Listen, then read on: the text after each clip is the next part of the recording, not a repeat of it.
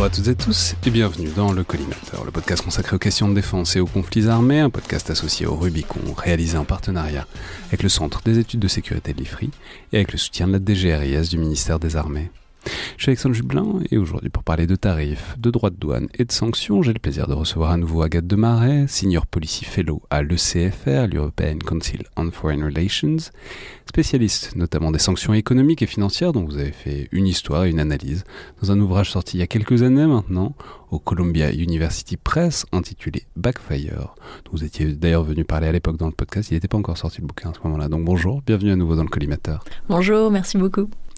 Alors je veux dire, l'idée de base de cette émission, c'était de parler à la base essentiellement de la dimension économique de la guerre en Ukraine, de la Russie, de son économie et de ce que les sanctions et la guerre lui font. C'est-à-dire un peu un droit de suite de la précédente émission où on envisageait tout ça. Alors je peux dire tout de suite qu'on peut aller, je la mettrai en lien évidemment dans la description de l'épisode, on peut aller la réécouter comme je l'ai fait récemment hier.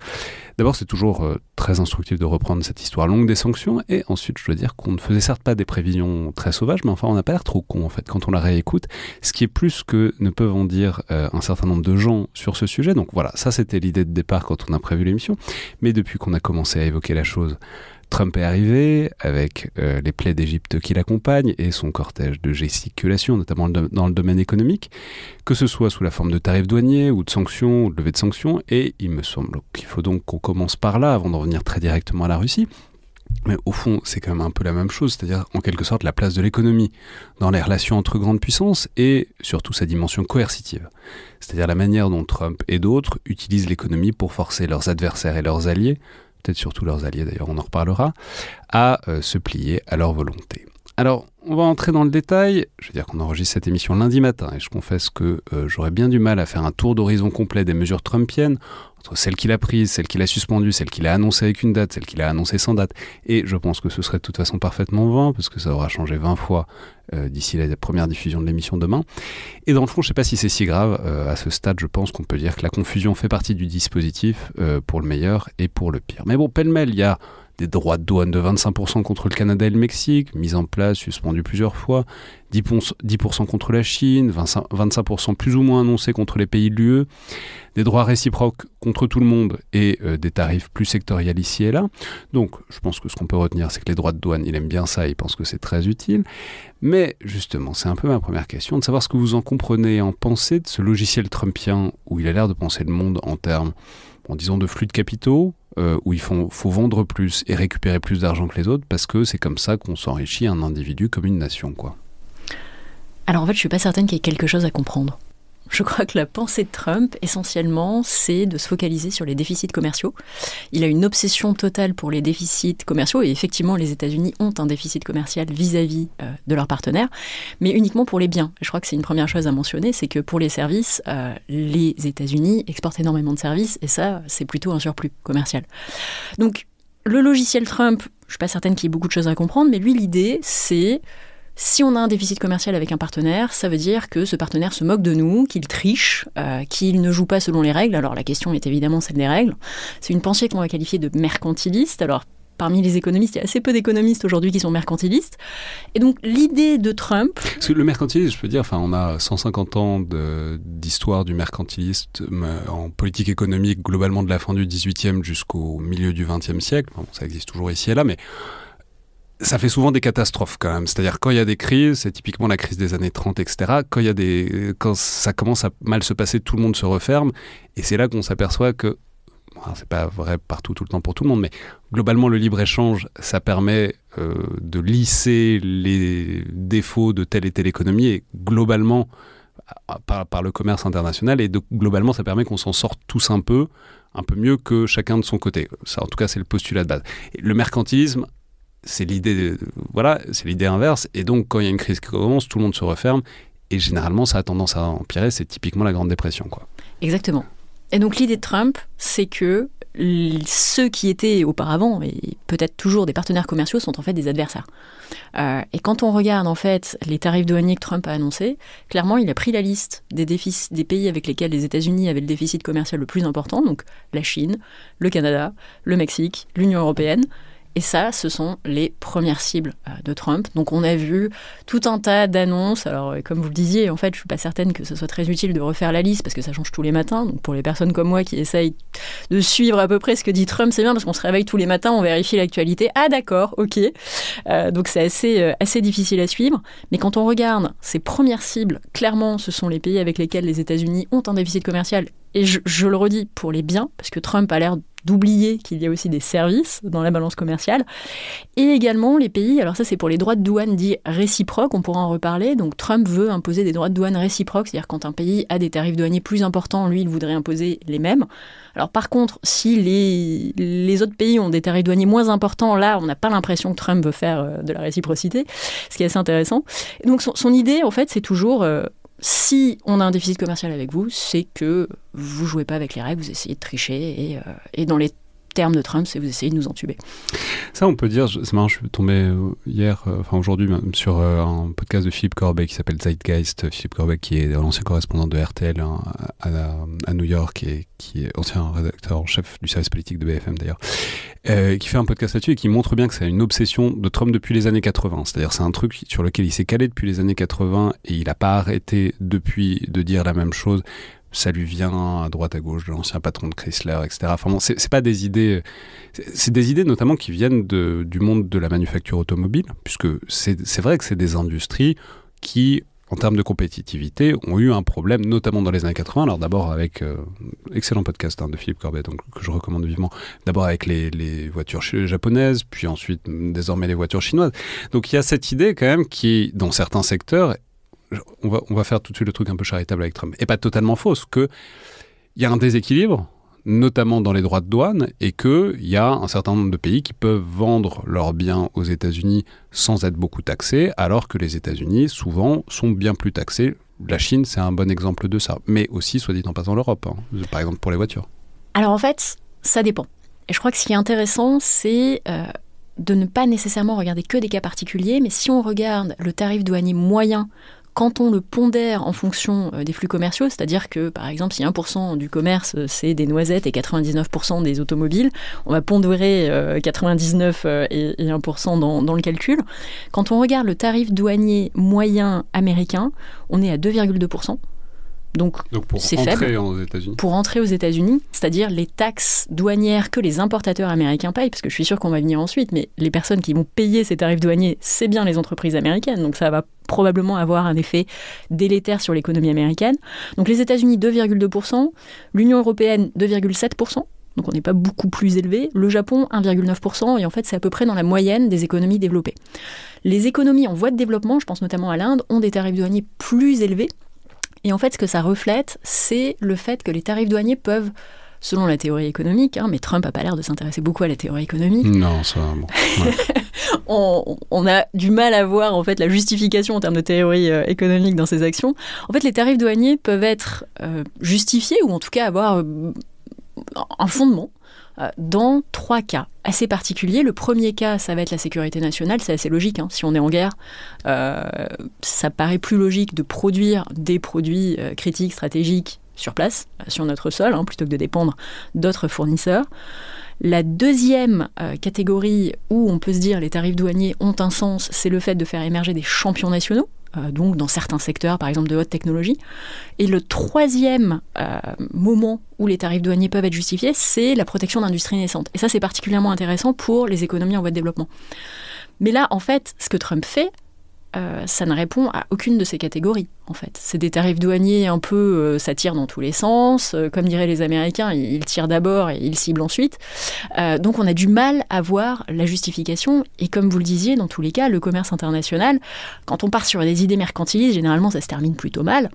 Et l'idée du commerce international, c'est aussi que chacun puisse utiliser son avantage comparatif, faire ce qu'il fait le mieux.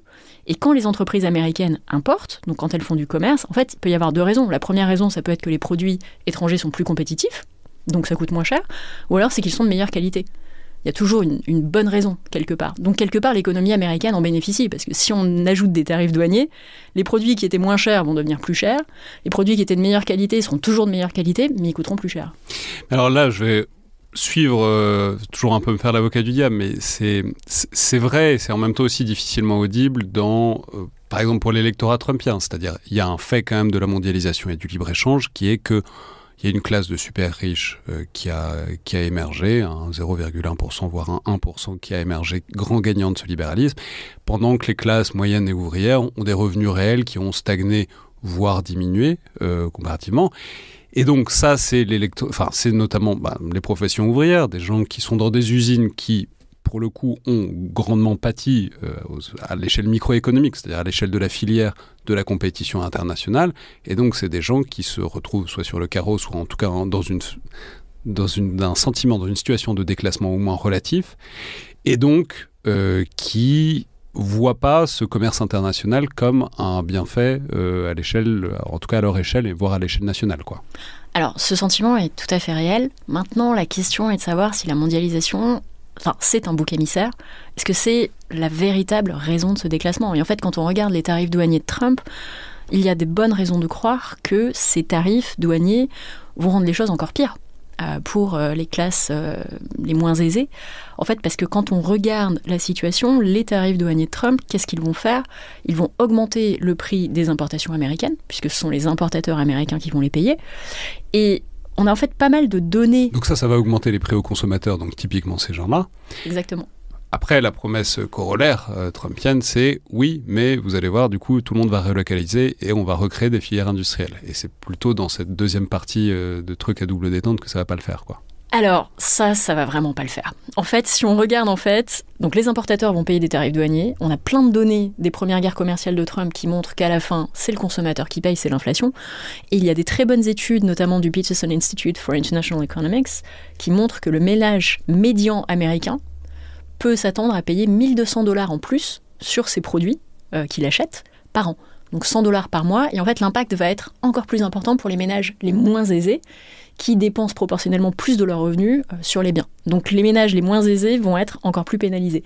Ensuite, sur la question de relocaliser des entreprises. Alors ça, c'est une obsession de Trump.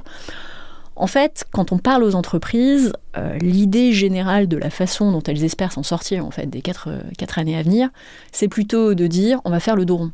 Parce qu'en fait, dire les entreprises vont relocaliser aux États-Unis, c'est une fausse bonne idée, puisque si la main-d'œuvre est plus chère, s'il y a des problèmes pour accéder à de la main-d'œuvre qualifiée, également s'il y a une certaine incertitude quant à l'environnement des affaires, comme on dit poliment, avec toutes les incertitudes liées aux politiques de Trump, on ne sait même pas si même les travailleurs les plus qualifiés étrangers vont pouvoir rester. Il y a quand même des inquiétudes dans la Silicon Valley pour les visas des travailleurs les plus qualifiés dans la tech, puisqu'il y a un certain nombre de personnes dans l'administration qui disent on va couper les visas. Dans cette situation, il n'est pas certain que les entreprises vont se dire on relocalise aux États-Unis. Elles vont dire on attend, wait and see.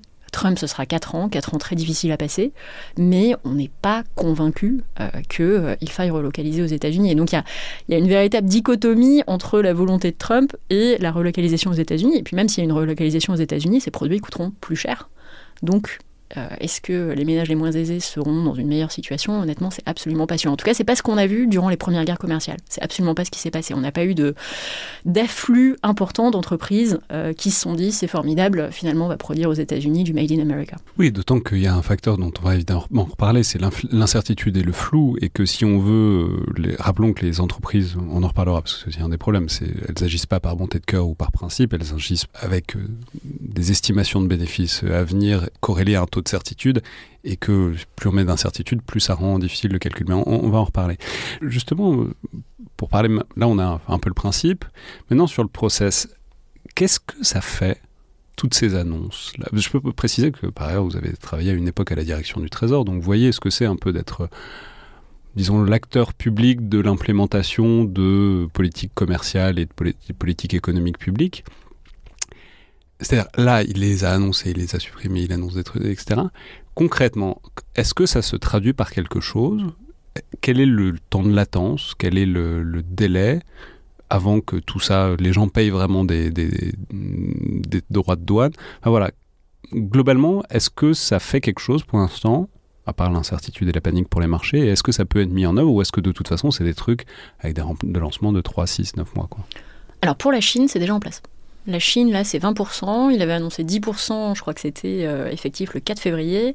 Il a annoncé 10% supplémentaires. Maintenant, c'est mis en œuvre. En fait, ce qu'il se passe, et c'est d'ailleurs consulté très largement par les experts qui essayent de traquer, enfin de regarder ce qui se passe dans le domaine des tarifs douaniers. Les États-Unis publient, alors je crois que c'est mis à jour une fois par semaine, en fait, leur index des tarifs douaniers pour chaque produit. Donc, il y a des dizaines de milliers de lignes par pays, etc. Et ça peut être mis à jour très, très vite. Et donc la seule façon quelque part de savoir, quand on n'est pas très sûr, quand on a du mal à comprendre les différentes annonces de Trump, je vais donner un exemple. Par exemple, quand il annonce des tarifs douaniers contre l'Union européenne de 25%, au même moment, il avait parlé de tarifs douaniers sur les importations américaines d'automobiles. Personne à ce stade ne sait si les tarifs douaniers sur les importations d'automobiles seraient en plus des tarifs de 25% sur les produits en provenance de l'Union européenne. On n'a pas la moindre idée. Et en fait, la seule façon de savoir, c'est justement de regarder ligne par ligne, pays par pays, pour chaque produit, parce qu'il y a aussi pas mal d'exemptions, ce qu'il s'est passé. Donc c'est difficile à savoir, je dirais que c'est le chaos en fait. Et juste une question, est-ce que c'est au moment de l'importation, c'est très technique, mais est-ce que c'est au moment de l'importation qu'on paye ce truc-là ou est-ce que c'est au moment de la vente? Je pense qu'il y a plein de... D'ailleurs ça l'a beaucoup emmerdé ces derniers jours, il y avait des sujets sur Fox News, notamment de vendeurs de bagnoles qui disaient du jour au lendemain, la bagnole qui vient de l'étranger que je vends, elle est 10 à 12, 15 000 $ plus chère. Je me suis demandé comment ça fonctionnait. Est-ce que c'est au moment de la vente au consommateur qu'on paye ces droits de douane ou est-ce que c'est au moment où ça rentre dans le pays? C'est au moment où ça rentre dans le pays. En fait, quand les importateurs américains là commencent à dire la bagnole va coûter beaucoup plus cher, pour l'instant, c'est honnêtement... C'est pas cette bagnole-là, c'est la bagnole qui va la remplacer. C'est la future bagnole, et c'est surtout les inquiétudes liées aux tarifs douaniers sur le Mexique, et dans une moindre mesure le Canada, parce qu'en fait, il y a une énorme intégration des chaînes de valeur, des chaînes de production entre les États-Unis et le Mexique, notamment pour la production de voitures. Et en fait, c'est vraiment... il faut imaginer que la voiture qui est produite, qui va être vendue aux États-Unis, les pièces qui la composent vont faire plusieurs fois en fait, l'aller-retour entre les États-Unis et le Mexique avant que la voiture soit effectivement produite. Et ça, effectivement, il va y avoir beaucoup de surcoûts, parce que si vous avez des tarifs douaniers à chaque fois de 25%, ça va finir par faire cher. Mais alors, bon, là, on voit que ça n'a pas de sens, ça n'a pas trop de sens économique, et ça ne marche pas trop, concrètement pour l'instant. Maintenant, si on prend la vue un peu plus lointaine, qui est la plus probable, qui est que tout ça, Trump s'en sert comme des leviers. C'est-à-dire ces annonces-là, c'est des leviers pour obtenir des concessions d'autre part. Et c'est pour ça qu'il fait oui, non avec le Canada et le Mexique ou avec d'autres. C'est qu'il fait ça pour forcer les pays qui menacent à baisser eux-mêmes leurs droits de douane venant des États-Unis. Enfin, des produits qui sont exportés depuis les États-Unis vers ces pays-là. Et que donc c'est juste un instrument de négociation, un instrument de levier dans un bras de fer avec ces pays-là. Qu'est-ce qu'on en pense, ça? Est-ce que ça a une crédibilité? Est-ce que ça avait plus ou moins marché dans le premier mandat de Trump? C'est-à-dire il avait mis ses gros doigts de douane contre la Chine et à la fin la Chine s'était engagée à acheter plus de produits américains. Il ne l'avait pas fait finalement, mais il y a eu le Covid entre-temps, etc. Mais en tout cas, ça avait été clairement utilisé comme un levier de négociation, au moins autant, disons, que comme une politique économique et commerciale pure et parfaite, quoi. Alors en fait, là, les demandes de Trump, c'est jamais que ses partenaires commerciaux baissent leurs droits de douane. Notamment avec le Mexique et le Canada, ça n'a aucun sens puisqu'ils ont un accord de libre-échange. Donc il n'y a pas de droit de douane, normalement, en théorie, parce qu'évidemment, si Trump en rajoute, l'accord de libre-échange est probablement ajouté aux aubignettes. C'est très difficile d'avoir un accord de libre-échange avec des droits de douane, on peut le dire. C'est pas le principe, c'est en fait. C'est vraiment très compliqué. C'est compliqué. Mais en fait, là, les demandes de Trump, notamment si on regarde les demandes de Trump vis-à-vis du Canada et du Mexique, elles n'ont juste aucun sens. En fait, là, ce que Trump demande du Canada, c'est d'arrêter les exportations de fentanyl, donc une drogue de synthèse, vers les États-Unis. Si on regarde les saisies à la frontière entre les États-Unis et le Canada de fentanyl, c'est quelques kilos par an. Donc ça n'a aucun sens. Et de la même façon, le Mexique, donc là, la demande de Trump, c'est d'essayer d'endiguer les flux d'immigration illégale qui passent du Mexique vers les États-Unis. Et en fait, c'est assez intéressant parce que ce qui s'est passé, je crois que c'était début février, c'est que Trump a levé ses annonces de droits de douane contre le Mexique, après que le Mexique a promis d'envoyer, je crois que c'était 10 000, je ne suis pas certaine du chiffre, mais c'est l'ordre de grandeur, soldats à la frontière mexicaine, ce qui est quelque chose que le Mexique faisait déjà. Donc on n'est pas très sûr en fait de ce que Trump cherche. Vis-à-vis de l'Union européenne, on n'a pas la moindre idée de ce que Trump cherche. Il dit que l'Union européenne a été créée pour embêter les États-Unis, pour rester poli. Mais les droits de douane de l'Union européenne sont faibles. En fait, c'est ce qu'on disait tout à l'heure, c'est 2,7% en moyenne. Donc qu'est-ce qu'il cherche avec ces droits de douane ? Personnellement, j'en ai pas la moindre idée. Je crois qu'il faut pas nécessairement essayer de trouver une logique, une cohérence et une stratégie aux déclarations de Trump. Je crois que c'est vraiment en fait son idée que les pays qui ont un excédent commercial avec les États-Unis essayent d'entuber les États-Unis, donc il faut les punir. Il y a un truc par ailleurs captivant là-dedans, et c'est pour ça que c'est si désorientant, c'est que ça c'est fait avec des alliés. Et il y a la Chine aussi, mais la Chine, en fait, c'est moins que ce qui menace par rapport à ses alliés. Mais ce qui est un truc en fait, qui recoupe assez bien la théorie sur des choses que vous faisiez d'ailleurs dans Backfire, qui était, en fait, la coercition, ça marche essentiellement sur les alliés parce qu'ils ont plus à perdre que sur les adversaires, parce que les adversaires, ils sont déjà un peu préparés psychologiquement, et puis ils s'adaptent aussi assez rapidement une fois que c'est mis en place, quoi.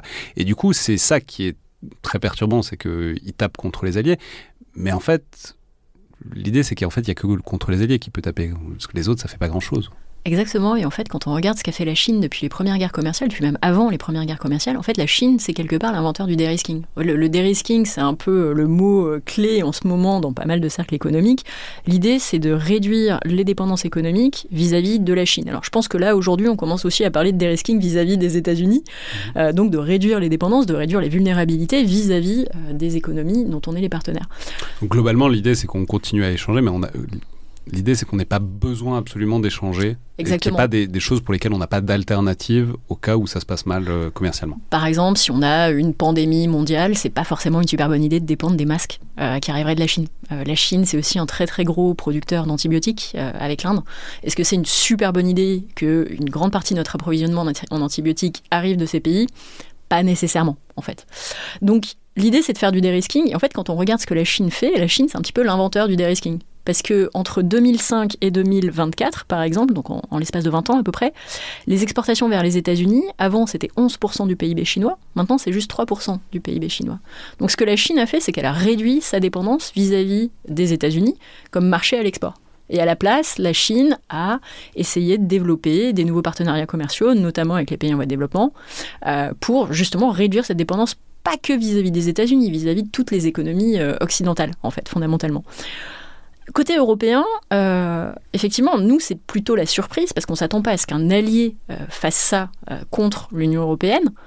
Mais fondamentalement, si on regarde l'analyse froidement du point de vue économique, les tarifs douaniers, ils vont surtout faire du mal à l'économie américaine.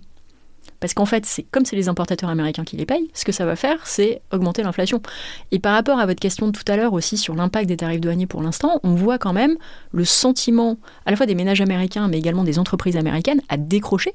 Depuis le début du mandat Trump, il est en chute libre, et les indices boursiers américains ont effacé les gains qu'ils avaient faits après l'élection de Trump. Là, en fait, on est à zéro. Il y a pas, finalement, les indices boursiers n'ont pas augmenté depuis l'élection de Trump.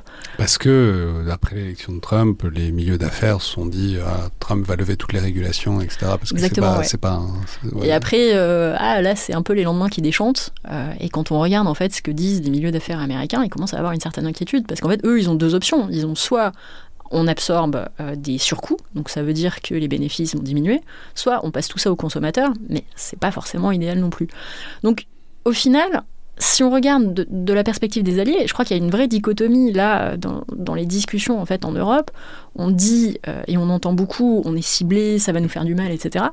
Mais en tout cas du point de vue économique, et après on peut discuter de la question politique, l'économie qui va être perdante avec les tarifs douaniers, c'est les États-Unis. Donc se pose la question aussi, nous, dans notre réponse, si on impose des tarifs douaniers européens contre les importations en provenance des États-Unis, il pénaliserait qui ? Les économies européennes. Donc, ça, je crois que c'est intéressant. C'est ça le problème, c'est que c'est le truc intuitif de donc Trump met des tarifs douaniers pour nous faire mal, donc il faut, on prend pas des coups dans la gueule sans répliquer, donc il faut faire la même chose pour. Alors après on peut en discuter, c'est aussi la dynamique politique, mais c'est pour voir aussi au moins un levier de choses à lâcher si jamais Trump lâche quelque chose aussi. Enfin c'est vrai. Enfin je veux dire c'est un réflexe politique quoi. Il faut réagir quand on se fait agresser. Mais là, ce que vous êtes en train de dire, c'est que c'est pas une bonne idée de réagir. C'est pas du tout une bonne idée de réagir. Je crois que c'est un réflexe pavlovien qui découle peut-être d'une incompréhension de ce qu'est un tarif douanier. Le tarif douanier, il va pénaliser l'économie américaine. Quand on regarde en 2018 seulement, les tarifs douaniers ont coûté 7,2 milliards de dollars à l'économie américaine. Même en tenant compte des recettes fiscales légèrement supérieures et du fait que quelques secteurs d'activité, notamment l'acier, ont bénéficié de ces tarifs douaniers. Et donc, en fait, le réflexe pavlovien de dire « Trump nous agresse, on va réagir », c'est probablement une fausse bonne idée. En tout cas, du point de vue économique, c'est une fausse bonne idée. Et même du point de vue politique, il y a un véritable risque que les pays européens se divisent en fait, sur la question de la réponse à Trump et que ça devienne la cacophonie et que les pays européens se disputent en fait, sur cette question. Parce que quand on regarde les statistiques, tous les pays européens ne sont pas exposés de la même façon aux guerres commerciales avec les États-Unis. On a quelques pays européens qui sont des gros exportateurs vers les États-Unis. Je pense notamment à l'Allemagne, mais aussi l'Irlande. L'Irlande, c'est quasiment la moitié de ses exportations qui part vers les États-Unis. Donc, effectivement, là, on aura probablement un impact. Nécessairement être impactés par les Ils vont nécessairement être impactés. Après, ça dépend de leur capacité à rerouter leurs exportations vers d'autres marchés. Mais ils vont être impactés. On a d'autres économies européennes qui vont l'être beaucoup moins. La France, par exemple, en termes de proportion des exportations qui vont vers les États-Unis, c'est moins que certains des partenaires de la France. Mais également, quand on regarde les importations européennes en provenance des États-Unis, donc ces importations qui pourraient être touchées, là, pour le coup, par des tarifs douaniers européens, on a vraiment différents degrés de dépendance vis-à-vis des Européennes en provenance des États-Unis. On a des pays comme la Belgique, la France, l'Irlande, le Luxembourg, les Pays-Bas qui sont assez dépendants de leurs importations américaines, mais d'autres pays qui le sont beaucoup moins. Et donc le risque, en fait, avec des tarifs douaniers européens, c'est vraiment d'avoir des désaccords entre les pays membres. Pour le dire simplement, c'est français, donc qui exportons peu vers les États-Unis, mais qui importons pas mal depuis les États-Unis. Si on met des tarifs douaniers en retour, ça va rien changer. Enfin, ça va pas changer grand-chose pour nous, parce que même, les exportations vers les États-Unis, c'est pas un gros levier. Par contre, ça va pénaliser les consommateurs français. Ça va pénaliser les consommateurs français. C'est-à-dire qu'une réponse européenne pénaliserait la France plus qu'autre chose.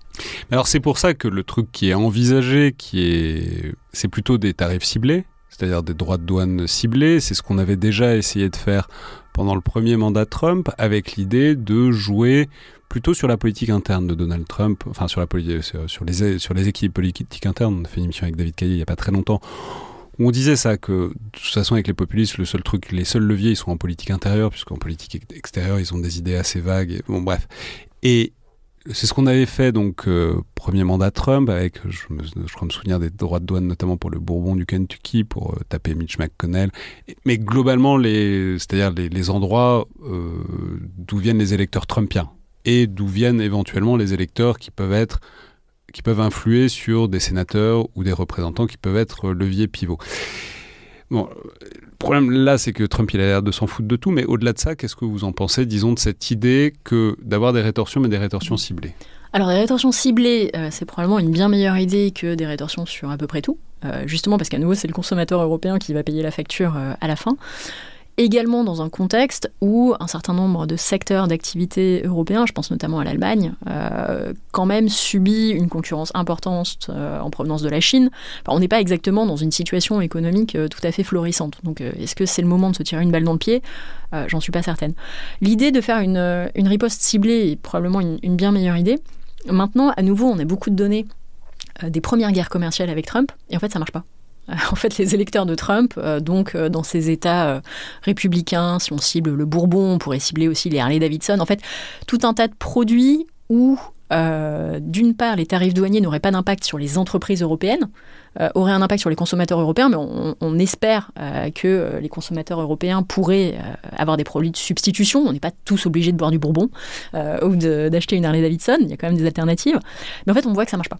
Il y a des études très intéressantes qui montrent que les électeurs républicains se fichent comme d'une guigne des tarifs douaniers européens sur les produits qui vont être produits dans les États républicains. Dès lors, se pose quand même la question qui est... c'est quand même le premier partenaire commercial de l'Union européenne, les États-Unis. Et si ça, donc déjà ces droits de douane, s'ils sont là, enfin bon, faut voir comment ça tourne, mais s'il y a un dérisquage, mais voire une décroissance générale du commerce entre l'Union européenne et les États-Unis, va quand même se poser la question de par quoi substituer ça. C'est-à-dire il y a besoin de commerce international pour de la prospérité.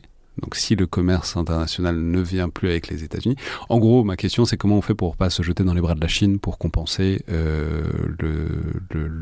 l'abandon des États-Unis, ce qui aurait encore bien d'autres problèmes stratégiques et de sécurité, quoi. Alors ça va être très compliqué parce que la Chine, qu'est-ce qu'elle va faire ? Elle a des droits de douane de 20% là qui ont été annoncés récemment. Et en fait, contre qui ? les droits de douane américains contre la Chine, là, c'est 20%. Et donc ça fait que les droits de douane moyens sur les exportations chinoises à destination des États-Unis, c'est 33% maintenant. Parce qu'il y a eu aussi l'impact des premières guerres commerciales de Trump entre 2018 et 2021.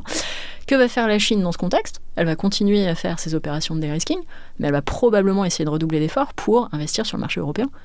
Dans un contexte où, dans le marché européen, donc on aurait, si on fait des droits de douane sur les produits américains, ces produits coûteraient plus cher. Donc les produits chinois pourraient devenir encore plus compétitifs, dans un contexte où, pour l'économie chinoise, exporter, c'est absolument crucial, c'est vital. Donc on va être dans une situation assez compliquée, puisque le mot d'ordre européen aujourd'hui, c'est de faire du dérisking vis-à-vis de la Chine. La Chine va redoubler d'efforts pour exporter ses produits vers les Européens, et on va probablement avoir des tensions assez importantes entre les pays européens qui sont, on va dire, plus cool vis-à-vis de la Chine. Je pense notamment à l'Allemagne ou à la Hongrie. La Hongrie, il y a quand même... L'Allemagne, c'est compliqué parce qu'il y a la concurrence automobile, etc. Mais historiquement, ils sont quand même beaucoup plus ouverts. Ils sont quand même beaucoup plus ouverts à la Chine, en fait. Sur la question des tarifs douaniers contre les véhicules électriques chinois, l'opposition, c'était l'Allemagne. Donc, c'est quand même assez intéressant à noter. Je mentionnais aussi la Hongrie. La Hongrie, c'est quand même un pays qui, en 2023, a reçu plus d'IDE chinois, donc d'investissements directs étrangers chinois, que la France, l'Allemagne et le Royaume-Uni réunis. Donc on voit quand même comment la Chine essaye de développer ses positions en Europe et elle va continuer à le faire. Donc du point de vue européen, on aura d'un côté des pays qui vont dire oui mais attendez, on est déjà dans une situation difficile du point de vue commercial avec les États-Unis, donc est-ce que ça serait pas le moment d'être plus sympa vis-à-vis de la Chine ?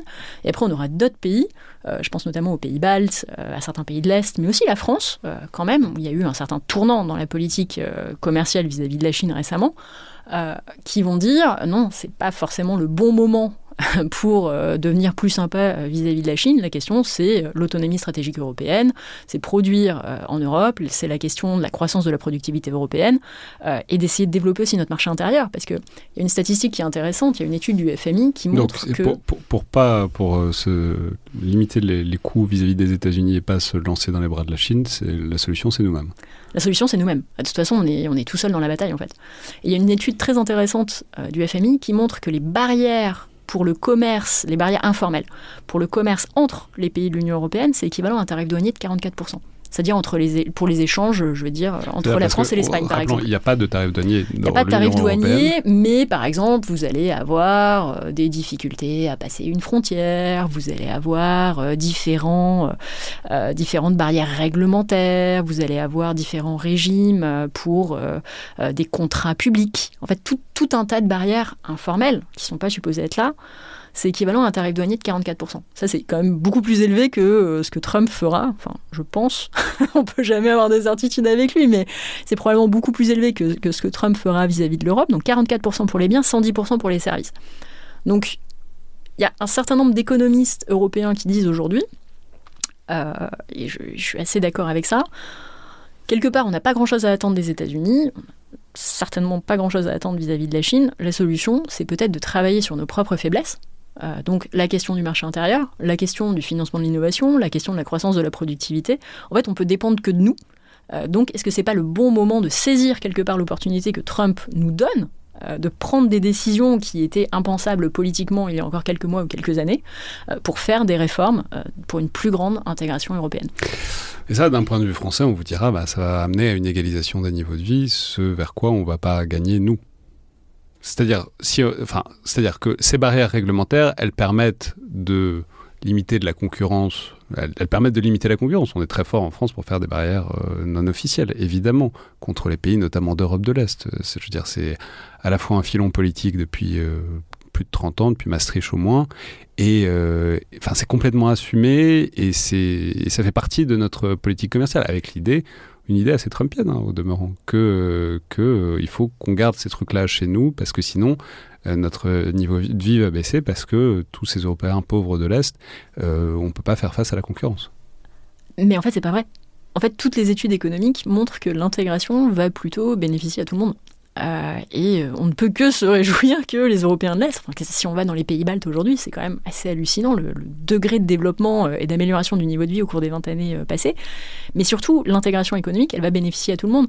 Et la question est un peu de savoir, moi souvent la France, et c'est peut-être parce que je vis à l'étranger, souvent la France me fait un petit peu l'effet d'être un copropriétaire en colère dans une copropriété.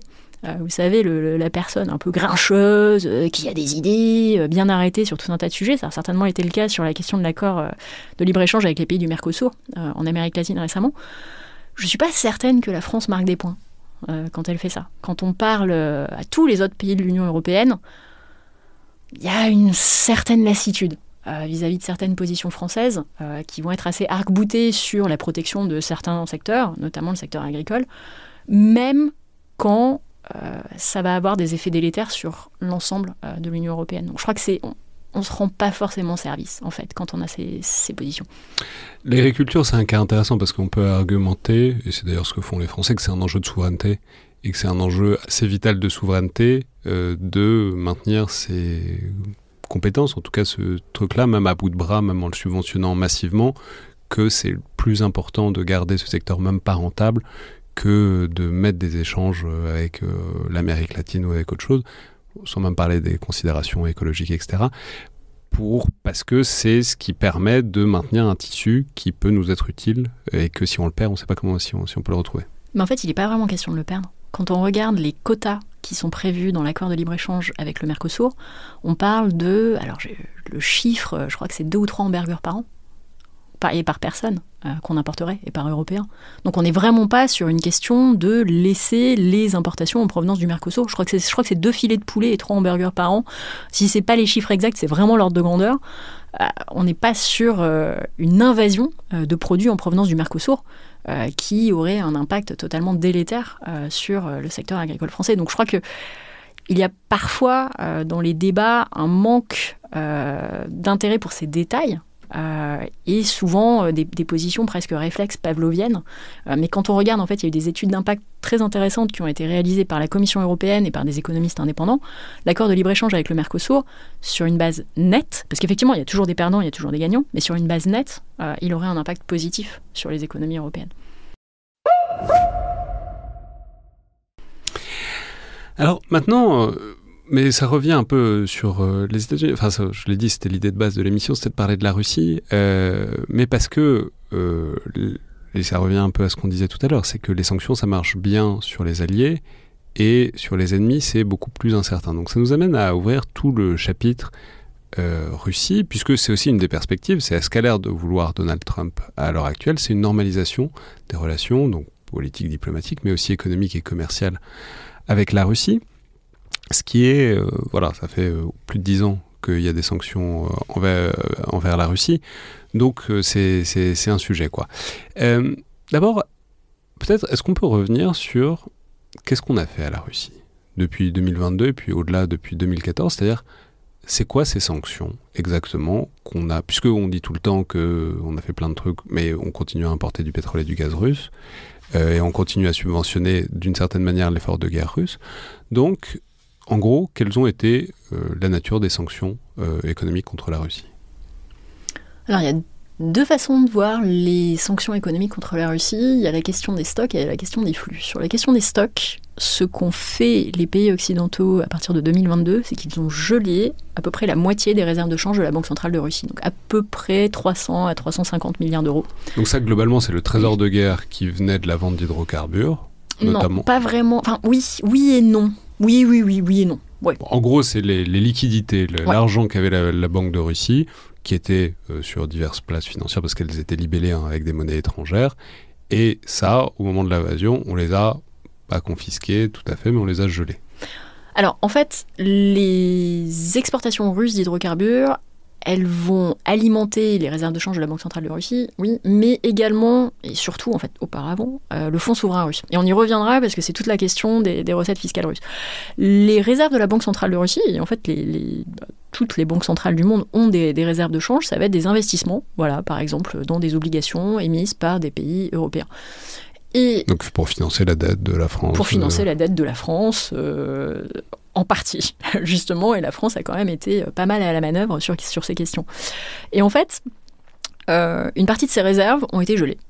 L'idée au tout début de la guerre, et ça n'a pas marché, c'était que si la Russie n'avait plus accès à ses réserves de change pour soutenir le cours de sa monnaie, c'est-à-dire vendre des réserves de change pour soutenir le cours du rouble, ça allait poser des problèmes à l'économie russe, on allait potentiellement avoir le cours du rouble qui allait dévisser et une crise financière. Ça n'a pas marché. Ça, on peut préciser, c'est un peu le problème, c'est ce que certains vous diraient, c'est que, il y a eu une sortie de Bruno Le Maire début mars 2022 qui a rendu service à personne, où il disait qu'il allait faire s'effondrer l'économie russe. Nous allons livrer une guerre économique et financière totale à la Russie. Nous allons donc provoquer l'effondrement de l'économie russe. Et tout le monde, les Russes et leurs relais, plein de gens d'ailleurs, ont beau dire, voilà, il y a toujours une économie russe, elle fonctionne toujours, et elle finance toujours l'effort de guerre. Voilà. Et je crois que c'est pour ça qu'il faut être très prudent. Quand on parle de sanctions, non, l'économie russe, elle allait jamais s'effondrer. Il faut jamais parler de l'effondrement de l'économie russe. Vous l'avez dit texto dans l'émission qu'on a faite en 2023. Vous avez dit texto, l'économie russe, elle sera toujours là demain parce que c'est un grand pays. Exactement. C'est un grand pays, c'est un exportateur d'hydrocarbures. En fait, tant que la Russie pourra continuer à exporter des hydrocarbures, et on n'a pas intérêt à ce que les exportations d'hydrocarbures russes vers le monde entier cessent totalement, parce que là, on aura un choc pétrolier. Et puis, c'était la 8e économie mondiale au début du conflit. Maintenant, c'est plutôt autour de la 11e ou 12e. Et puis, c'est quoi la définition de l'effondrement d'une économie ? Je veux dire, elle sera toujours là. Donc, parler d'un effondrement, c'est dommage, parce qu'en fait, ça donne des cartouches. Si on voit, c'est une hyperinflation, les gens qui courent vers les banques, les banques qui peuvent plus sortir des liquidités. Je sais pas, c'est l'Argentine ou la Grèce. C'est ça l'idée qu'on a d'une économie qui s'effondre. Mais ça n'arrivera pas pour la Russie. Aussi parce que Poutine ne le laissera pas arriver. Et je suis certaine qu'on va en arriver à une discussion sur la situation fiscale de la Russie aujourd'hui, puisque en fait, quand on regarde la situation fiscale de la Russie n'est pas bonne. Il y a, à mon sens, de véritables questions sur la capacité de la Russie à continuer à financer la guerre. Mais Poutine n'arriverait pas à ce moment-là, en fait. On peut prendre des décisions avant pour éviter un effondrement total. Et puis de toute façon, on parlait des réserves de change de la Banque centrale de Russie, donc il y a à peu près 300 à 350 milliards de dollars qui ont été gelés, mais il y en a l'autre moitié, pour à peu près le même montant, qui n'ont pas été gelés. Donc ça fait quand même un petit peu d'argent. Donc, pour en revenir à la question, ça c'est les stocks. Donc on les a gelés. Ça c'est les stocks, on les a gelés. Après, il y a la question des flux. Et en fait, ça revient exactement à ce que vous disiez sur le fait que les sanctions marchent mieux entre des partenaires commerciaux, entre des partenaires économiques. Parce que quand vous faites des sanctions contre la Corée du Nord, de toute façon, on n'a pas de lien économique. Donc, quelque part, ça fait une belle jambe. Quelques dignitaires qui peuvent plus avoir les mêmes voitures de luxe, mais bon, à part ça... C'est ça. À part ça, l'effet va probablement être limité. Et donc, sur les flux, ça, c'est très intéressant parce que ça montre aussi que l'Union européenne, c'est probablement plus important que l'Union européenne impose des sanctions contre la Russie que les États-Unis. Et ça, quand même, quand on voit que Trump veut potentiellement lever les sanctions contre la Russie, c'est un élément à garder en tête. L'idée, c'est qu'on a limité les importations russes d'hydrocarbures. Et d'ici 2027, le projet européen, c'est de ne plus importer d'hydrocarbures russes. Et on a également limité les exportations européennes vers la Russie, notamment pour les produits de haute technologie. Et ça pose quand même des problèmes. Il faut dire qu'on n'a pas tout coupé du tout, parce que déjà il y a des trucs où on n'est pas censé les couper, parce que c'est des biens, genre la bouffe en fait, on n'est pas censé arrêter de commercer. La nourriture, les médicaments, en fait c'est intéressant d'ailleurs, parce que les exportations européennes de nourriture et de médicaments en 2022, ils ont augmenté. Et c'était pas du contournement de sanctions. Je suis persuadée qu'on va parler du contournement de sanctions à un moment. Mais non, on n'a pas coupé la nourriture, on n'a pas coupé les médicaments. Et en fait, les sanctions aujourd'hui couvrent, je crois que c'est 54% des exportations européennes vers la Russie et 58% des importations européennes en provenance de Russie sur la base des chiffres 2021. Donc on n'a pas tout coupé, on a coupé à peu près la moitié. Également parce qu'on a à nouveau, on n'a pas nécessairement intérêt à tout couper, même pour nous, puisque l'idée des sanctions, c'est toujours d'aller le plus loin possible sans vraiment nous tirer une balle dans le pied. Donc je crois que c'est intéressant à garder en tête. Et l'idée sur ces produits de haute technologie, c'était évidemment de pénaliser l'effort de guerre russe, à la fois dans le domaine militaire, donc c'est la fameuse question des semi-conducteurs, et également certaines industries civiles. On voit par exemple que la compagnie aérienne sibérienne SIM, là aujourd'hui il y a 31 de ces 39 Airbus A320neo qui sont cloués au sol parce qu'ils n'ont plus les pièces de rechange. Et donc petit à petit, ça pose quand même un problème à l'économie russe. Et c'est vraiment une question de lente asphyxie. Donc je suis ravie d'entendre que quand on avait enregistré le podcast, j'avais dit qu'il n'y aurait pas d'effondrement de l'économie russe. Moi, mon idée, c'est plutôt la question de la lente asphyxie. Je pense que c'est une analogie qui marche beaucoup mieux. Un effondrement brutal, ça n'arrivera pas. Oui, alors après, on peut dire le transport aérien, c'est pas un secteur hyper stratégique non plus, mais ce que vous disiez d'ailleurs dans la première émission, c'est qu'il y a aussi tous les produits pour le domaine des hydrocarbures. Et ça, en fait, ils en ont besoin. Je crois qu'ils ont fermé des raffineries à un moment parce qu'ils n'avaient plus les pièces. Il a fermé des raffineries, oui. Et par ailleurs, ils en ont besoin aussi pour la prospection de nouveaux champs gaziers. Et que ça, c'est forcément des trucs, on ne va pas se faire tarir. Enfin, à part si on fait mais les raffineries, elles ne vont pas toutes fermer. Mais les champs ne vont pas se tarir. Par contre, les empêcher d'en développer de nouveaux, ça, c'est un vrai problème de long terme, quoi. Exactement. Et alors ça, pour être tout à fait honnête, c'est surtout des sanctions américaines qui sont en place depuis 2014. C'était un élément que je mentionnais beaucoup dans mon livre Backfire, c'est que des sanctions qui font vraiment mal à l'économie russe, c'est justement ces sanctions américaines, ces contrôles sur les exportations de technologies américaines dans le domaine de l'énergie, qui sont en place depuis 2014, donc avec l'annexion de la Crimée. Et en fait, l'idée, c'est de rendre la tâche à la Russie beaucoup plus difficile pour développer des nouveaux champs pétrogaziers. Et donc c'est exactement ce que vous dites, les champs actuels, ils vont pas se tarir, ils vont continuer, mais à un moment, leurs réserves commencent à s'épuiser, donc la Russie a besoin de développer des nouveaux champs pétrogaziers. Il y a pas mal de réserves qui sont dans l'Arctique, quand même, notamment pour le gaz, je pense au projet Yamal en particulier, mais sans la technologie américaine, c'est vraiment très très très compliqué, et aujourd'hui la Chine ne dispose pas de ces technologies, et donc de ce point de vue, on en revient à l'idée de la lente asphyxie, en fait. Et je crois qu'il y a une statistique qui est extrêmement intéressante, c'est que à peu près au début du conflit avec l'Ukraine, je vais dater le début du conflit, enfin on va dire l'invasion de la Russie en 2022, parce que le début du conflit c'était quand même 2014, mais depuis 2022, en fait, à cette date-là, à peu près 30% du gaz et du pétrole échangés mondialement étaient russes. Et selon les statistiques et les évaluations faites par l'Agence internationale de l'énergie, d'ici 2030, cette proportion pourrait tomber à 15%.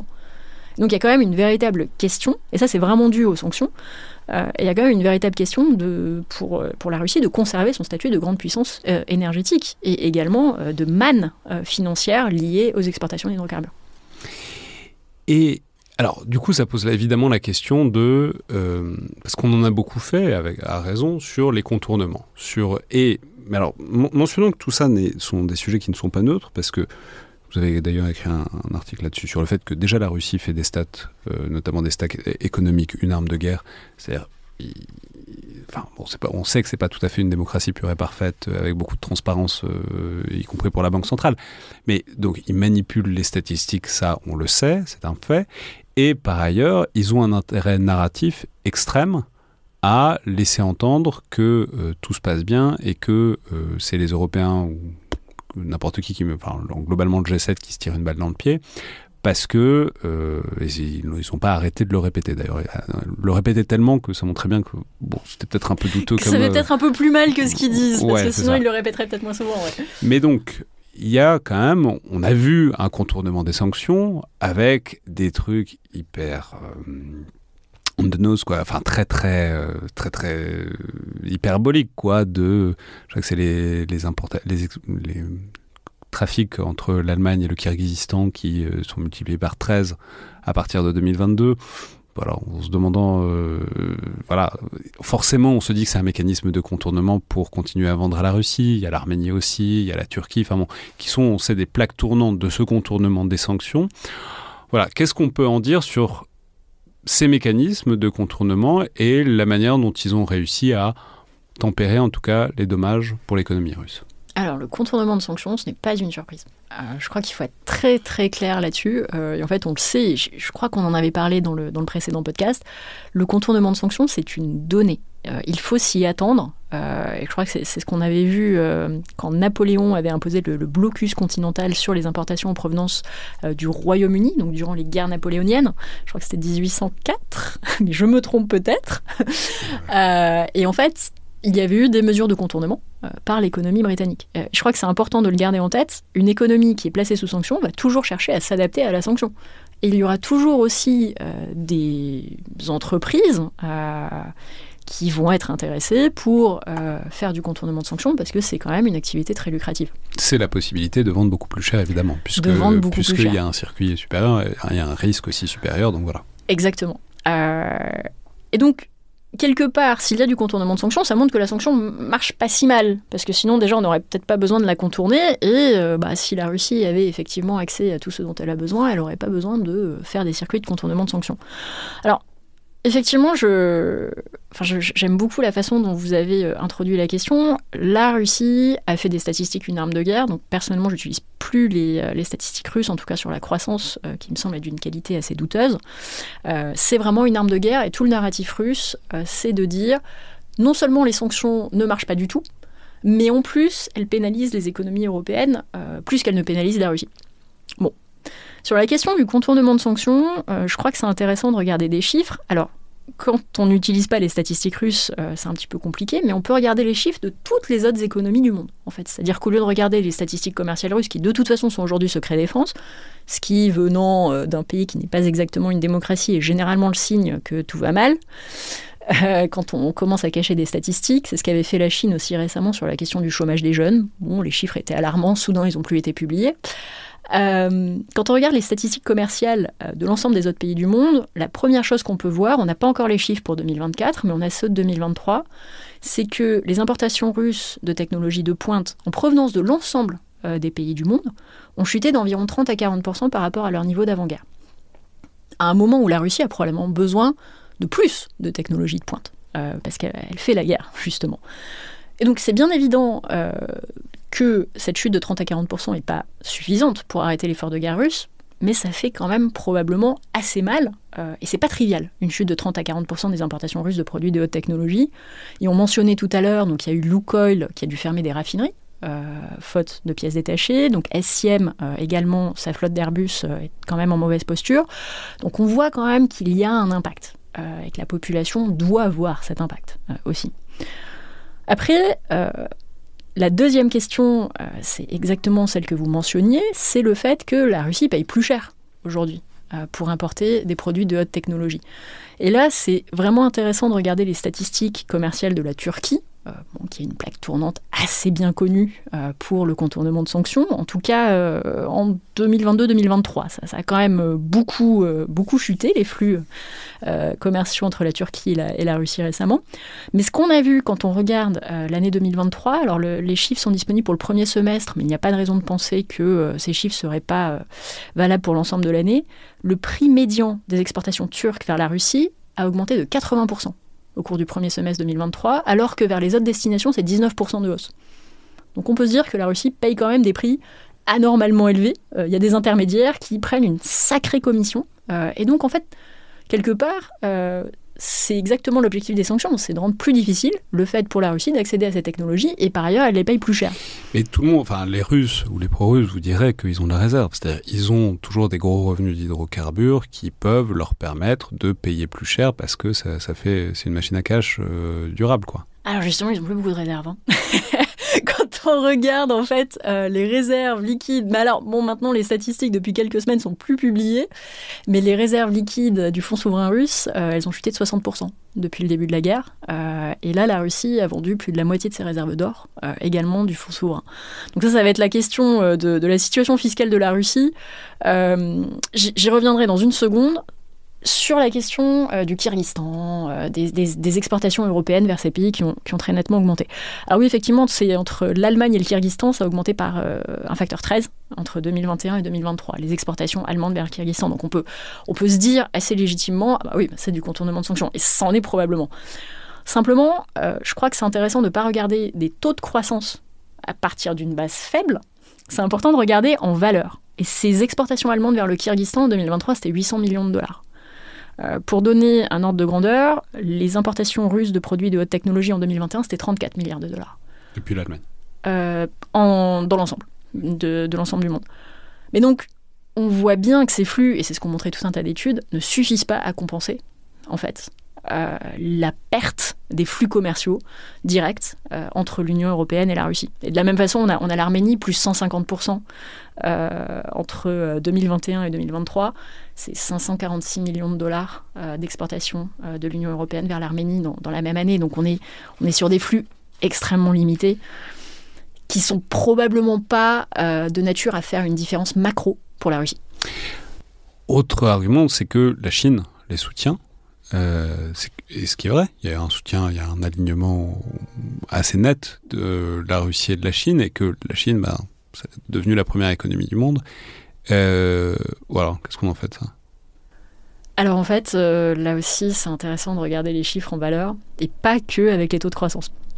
Et j'avais publié un article dans le Financial Times il y a un an, quasiment jour pour jour, qui disait que l'augmentation des flux commerciaux entre la Chine et la Russie était plus due à un rattrapage de relations commerciales qui était anormalement limité par rapport à la taille respective de ces deux économies, plutôt qu'à un soutien sans limite de la Chine. Donc, si on regarde sur la base des statistiques, effectivement, en 2023, les échanges commerciaux entre la Russie et la Chine ont augmenté de 26,3%. Donc, alors, on voit ça, on se dit, oh là là, non, oui, effectivement, explosion des échanges, soutien sans faille de Pékin. Là aussi, avec une certaine rhétorique russe, l'amitié sans limite entre Pékin et Moscou. Cependant, à nouveau, sans se baser sur les statistiques russes, qui sont d'une qualité douteuse, mais en regardant les statistiques des douanes chinoises, qui sont normalement plutôt fiables. Donc, on allait vraiment gratter, en fait, dans le détail des chiffres, ce qui peut prendre un peu de temps et un peu d'effort. Quand on regarde les importations chinoises en provenance de Russie, tout d'abord, elles ont augmenté de 12,7% en 2023. Là aussi, on se dit, c'est beaucoup. Sauf qu'en fait, c'est uniquement 5% des importations chinoises. C'est pas beaucoup pour la Chine. Et en fait, quand on regarde la situation, ce qu'on voit, c'est que maintenant, elles ont atteint un plateau, ces importations chinoises en provenance de Russie, voire elles ont décru récemment, depuis quelques mois. Pourquoi ? Parce que la Chine importe plus d'hydrocarbures russes, mais elle ne veut pas devenir dépendante de ces hydrocarbures russes. Donc elle absorbe du pétrole russe, un peu plus de pétrole russe, mais par exemple, si on regarde le gaz, Pékin traîne des pieds pour construire un nouveau gazoduc entre la Russie et la Chine. Et je suis à peu près certaine qu'on en avait parlé dans le précédent podcast et que j'avais dû dire Pékin traîne des pieds. Pékin traîne toujours des pieds 2 ans et demi après. Donc, la Chine, en tout cas, sur la question des importations, notamment d'hydrocarbures en provenance de Russie, a vraiment pas envie de devenir dépendante, surtout que la Russie a quand même donné un message assez fort en 2022 en coupant le gaz à l'Europe, que la Russie n'est pas forcément un fournisseur très fiable. En tout cas, le gaz direct par les gazoducs, même si évidemment ensuite ils ont vendu du gaz naturel liquéfié.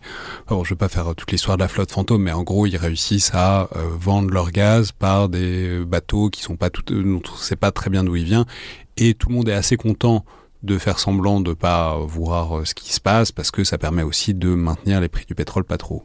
Alors, pour le gaz naturel liquéfié, en fait, on n'a pas de sanctions européennes contre les importations de gaz naturel liquéfié en provenance de Russie. La question de la flotte fantôme, c'est la question du respect du prix plafond de $60 pour les exportations russes d'hydrocarbures. On peut y revenir. C'est une question assez intéressante aussi. En fait, on revient à cette idée d'adaptation. C'était une mesure qui a marché pendant à peu près 1 an. Et après, la Russie, effectivement, a développé une flotte fantôme de navires qui n'ont aucun lien avec des entreprises occidentales pour contourner ce prix plafond. Mais là aussi, ça ne veut pas dire qu'il ne marche pas, parce que ces exportations, en fait, en provenance des ports de la Baltique russes, donc qui auparavant allaient vers l'Europe, maintenant elles vont vers l'Inde. Mais en fait, l'Inde demande des sacrés discounts. Et les coûts de transport entre les ports de la Baltique et l'Inde sont quand même beaucoup plus élevés que quand on desservait des ports européens. Donc, si j'essaye de replacer le truc, votre théorie, l'idée, c'est que ça commence à devenir quand même compliqué. Donc, 3 ans après, si on prend les chiffres, les indicateurs, donc le taux de réserve, le taux de réserve du fonds souverain russe, etc. L'idée, c'est que ça a mis du temps, mais on savait que ça allait, si on n'était pas complètement délusionnel, dès le début, délirant dès le début, on savait que ça allait prendre du temps, ça a pris du temps, mais là, on est quand même dans une situation où, pour la Russie, économiquement, ça commence à devenir compliqué. Il y a un certain nombre d'indicateurs macroéconomiques qui indiquent qu'ils sont ils suffoquent pas encore, mais ils ont de moins en moins d'oxygène, quoi. Ça commence à devenir compliqué du point de vue fiscal, en fait, en Russie. Et je crois que c'est intéressant. À niveau le narratif russe, et quand on regarde les chiffres, sur la base des chiffres, oui, effectivement, une dette à environ 20% du PIB, bon, ça ferait pâlir d'envie pas mal d'économies occidentales. Un déficit public d'environ 2 à 3%, ça paraît pas beaucoup, c'est pas beaucoup. En théorie, un déficit public autour de 2 à 3%, normalement, en France, on est à 6%. En théorie, en fait, on peut l'absorber assez facilement avec de la dette. Mais c'est là que les sanctions ont un impact important. 3 ans après, en fait, ce qu'on voit, c'est que, certes, ce déficit, il n'est pas élevé, mais il faut bien l'absorber. Le plan A, dans ce type de cas, c'est d'émettre de la dette souveraine. Sauf que ça, c'est pas possible à cause des sanctions. Donc le plan B... Est-ce que les Occidentaux vont pas acheter cette dette souveraine et que même les pays secondaires risqueraient des sanctions américaines? Enfin bon, bref, En résumé, les sanctions américaines rendent ça quasiment impossible. La Russie peut vraiment n'importe qui achèterait de la dette russe serait un paria, donc ce serait compliqué.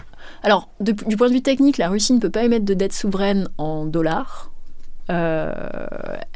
Et donc, j'ai jamais vu d'émission de dette russe dans une autre devise à l'international. En fait, la monnaie de référence pour émettre de la dette à l'international, c'est vraiment le dollar.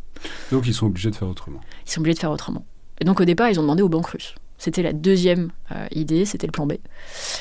Ils ont demandé aux banques russes d'État d'absorber de la dette souveraine domestique, donc en roubles. Et ces banques d'État ont commencé par le faire, hein. Il n'y a eu aucun problème en 2022 et en 2023. Sauf qu'en parallèle, ces banques d'État ont aussi dû consentir des prêts à taux extrêmement bonifiés, à la fois aux ménages russes, notamment dans le secteur immobilier, et également à des entreprises russes dans le secteur de la défense.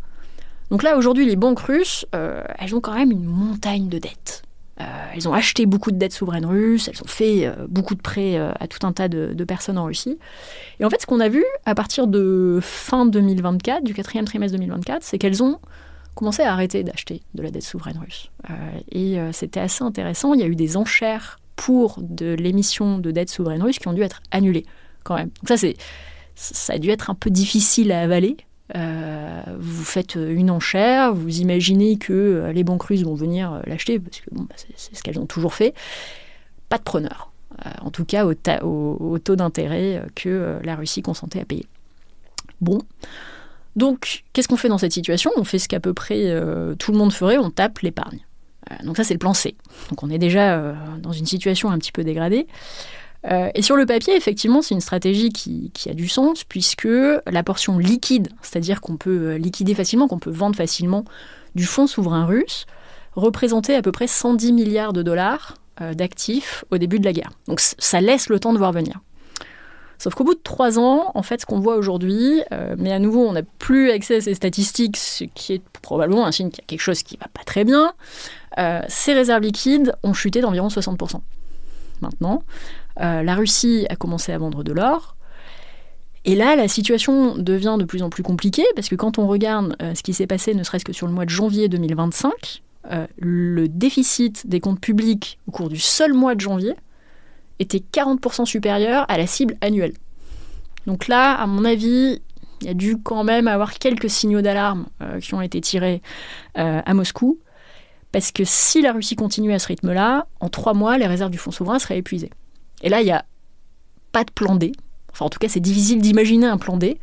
Et ça pose quand même un certain nombre de questions. Alors, ça arrive régulièrement, je crois que c'était en 2023 que ça s'était produit, que les dépenses dans un mois spécifique, notamment janvier, puissent être supérieures aux dépenses dans le reste de l'année. Mais ce qu'on peut dire sur la base des chiffres dont on dispose, c'est que l'année 2025, c'est probablement la dernière année où la Russie peut financer son déficit public intégralement avec les réserves du fonds souverain. Donc se pose la question, en fait, qu'est-ce qu'on fait après?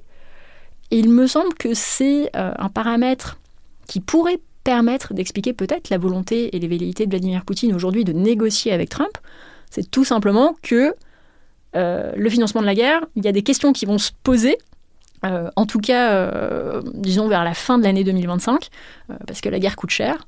Et là, aujourd'hui, il commence à manquer de sous. Ouais, enfin, les velléités de négocier ne sont pas énormes. Enfin, ils veulent bien discuter, mais ils ne lâchent pas grand-chose. Donc, ce qui aurait tendance aussi à montrer qu'ils ne sont pas non plus près à la gorge, À moins que, quand on est pris à la gorge, on veuille justement ne pas montrer qu'on est pris à la gorge. Enfin bon, bref, tant qu'on ne sait pas ce qui se passe à l'intérieur du Kremlin, c'est difficile de le décider. Mais justement, ça pose la question par laquelle on est arrivé, c'est-à-dire du changement d'attitude américain et de la volonté de Trump de lever les sanctions, alors à la faveur ou pas, enfin à la faveur d'un accord de paix, en tout cas d'avoir un accord de paix et un processus de normalisation des relations économiques avec la Russie.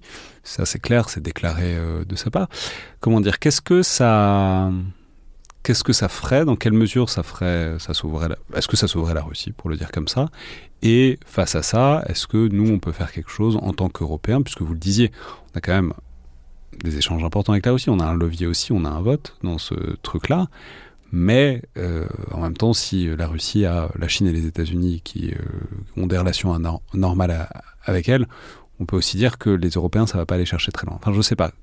En gros, comment appréhender est-ce que Trump est sur le point de sauver la Russie si jamais il normalise les relations? Alors, je suis entièrement d'accord avec vous. C'est difficile de savoir ce qu'il se passe. Maintenant, la question économique, à mon avis, est vraiment intéressante, en fait. Et de ce point de vue-là, on se rend compte que les Européens ont plus de leviers, probablement, tant que les États-Unis, que la Chine, vis-à-vis de la Russie. Pourquoi ? Puisque, en fait, les échanges commerciaux entre la Russie et le reste du monde avant la guerre, c'était vraiment l'Europe qui était importante. Et l'Europe, pour la Russie, c'était le débouché naturel du gaz. Et pour exporter du gaz, vous avez besoin de pipelines. Et ces pipelines sont configurés pour servir le marché européen. On peut faire du GNL aussi, enfin du gaz naturel liquéfié aussi, mais c'est moins efficace, c'est moins bien. C'est moins efficace et c'est là que c'est intéressant, c'est que Biden a imposé des sanctions très importantes contre le gaz naturel liquéfié russe qui ont en fait mis à l'arrêt les champs de gaz naturel liquéfié qui sont en cours de construction ou d'opération, en ciblant très précisément les navires mais qui sont construits sur mesure pour aller chercher le GNL dans ces champs. Et est-ce que Trump lèverait ces sanctions ? Moi, personnellement, je ne suis pas certaine, parce qu'il y a un moment, il va y avoir une tension quand même dans les négociations entre Trump et Poutine. C'est que ces deux pays sont des exportateurs d'hydrocarbures de premier plan. Et le gros marché, c'est l'Union européenne. Aujourd'hui, le premier fournisseur de GNL aux pays européens, c'est les États-Unis. Le deuxième, c'est la Russie.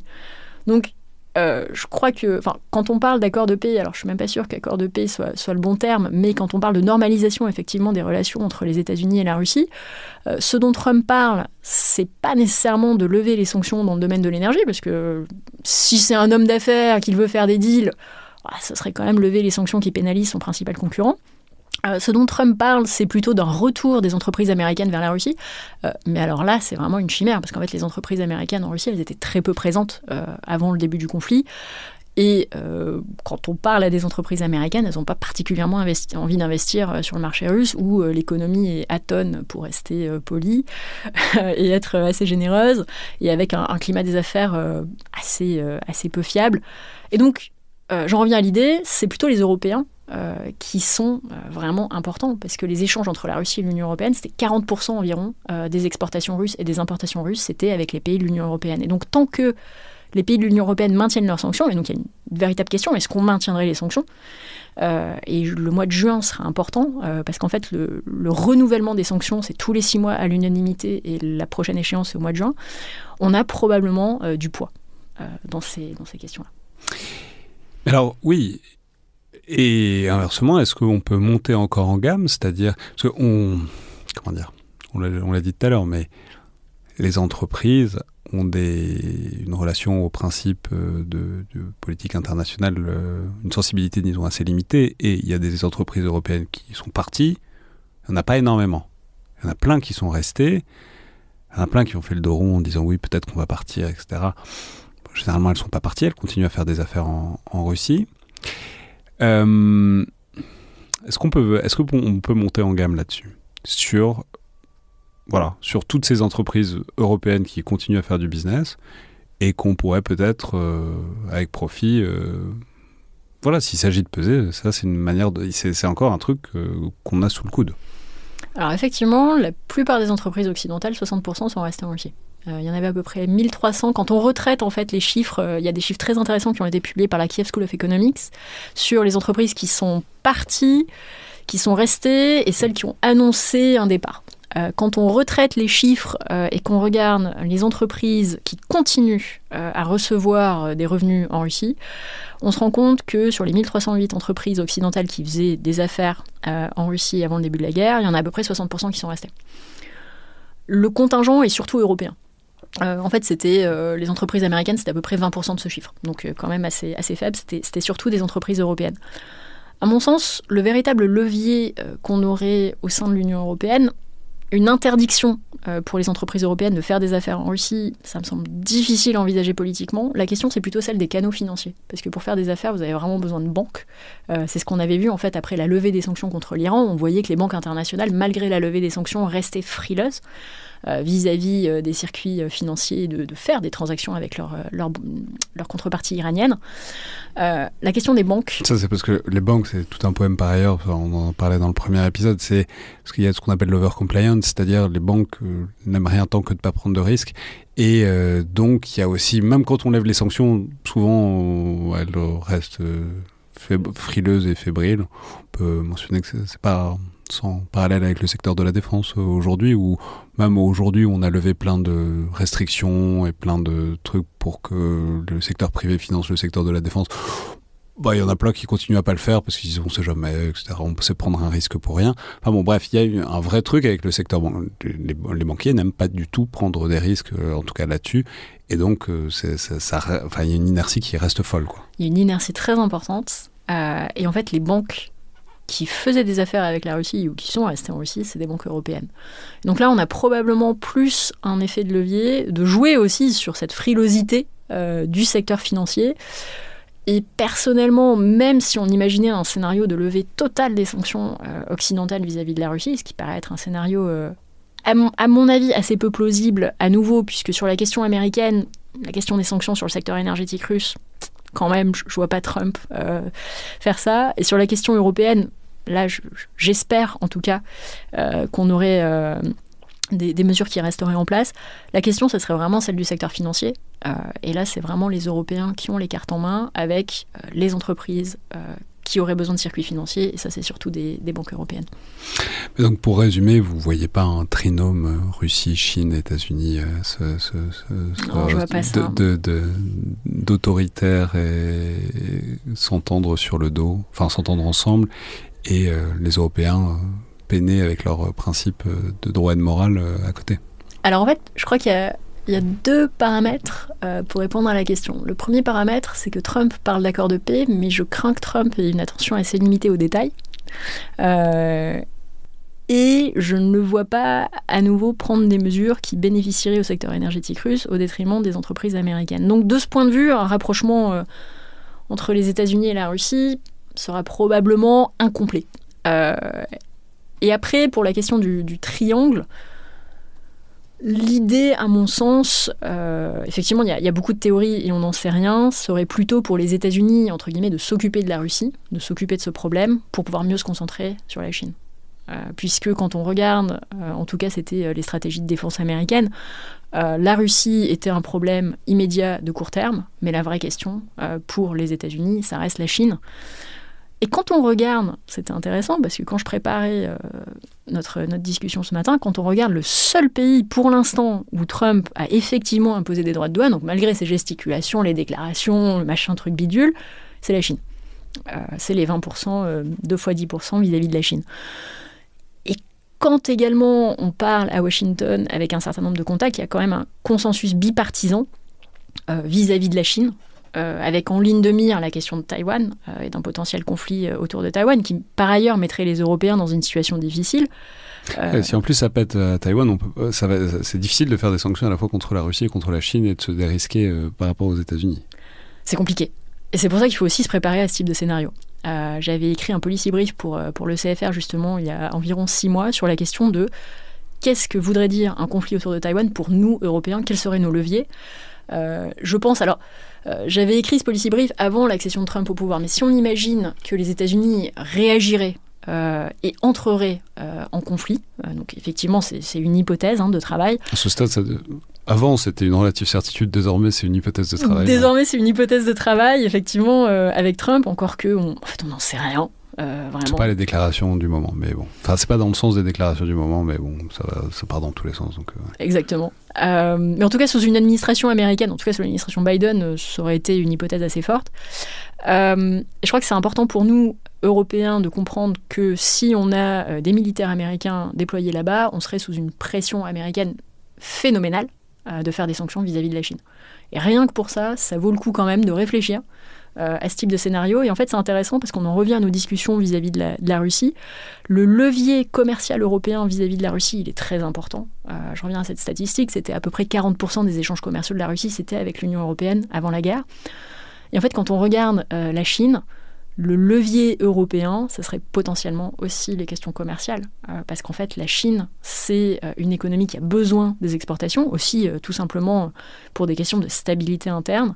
Et si on avait des embargos commerciaux très ciblés sur un certain nombre de produits qui n'auraient pas un impact très important sur les économies européennes, on pourrait faire du mal à la Chine comme ça. Donc c'est aussi une hypothèse de travail qui est intéressante, les leviers d'embargos commerciaux. Et c'est intéressant aussi parce que, quelque part, on revient aux bonnes vieilles sanctions de blocus commerciaux.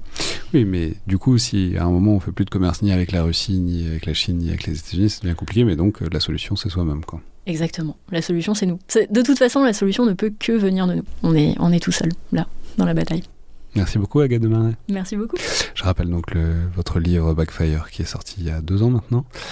Et par ailleurs, vous produisez beaucoup, notamment dans Foreign Policy. Et puis je mettrai un certain nombre d'articles que vous publiez en référence notamment ce brief effectivement sur Taïwan qui est extrêmement intéressant. Mais vous écrivez aussi dans Politico, aussi ailleurs. Merci beaucoup. C'était donc Le Collimateur, un podcast produit par Alexandre Jublin et distribué par Binge Audio. Comme d'habitude, si vous avez aimé cet épisode, abonnez-vous, notez-le, commentez-le et faites-nous part de vos commentaires et vos remarques par mail ou sur les réseaux sociaux du Rubicon. Tout ça est toujours bienvenu et extrêmement intéressant.